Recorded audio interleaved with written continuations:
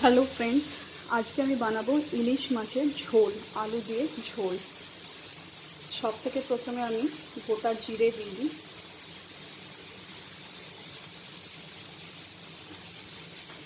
আলুগুলো আমি একটু সেদ্ধ করে নিয়েছি, এবার এগুলোকে দিয়ে দেবো।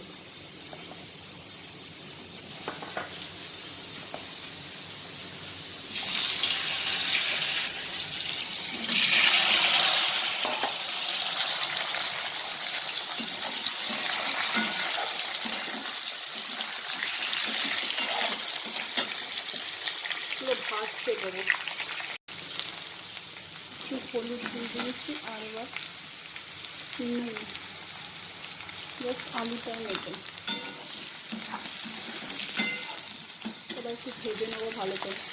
আমার আলুটা কষা হয়ে গেছে, এবার এক এক করে মশলাগুলো দিয়ে দেবো।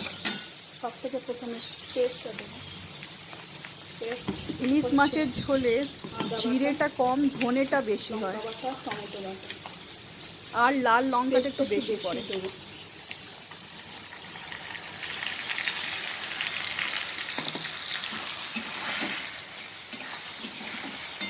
এরপর এক এক করে মশলা দিয়ে দেবো। জিরে গুঁড়ো একটু কম দেবো, ধনে গুঁড়োটা একটু বেশি পড়বে। লাল লঙ্কাটা একটু বেশি দেবো এখানে, কেন লাল লাল হবে ঝোলটা। নুন,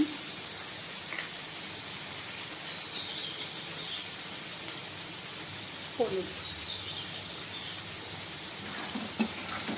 মশলাটা কষে নিই, দিয়ে জারটা দিয়ে জলটা দিয়ে দেবো।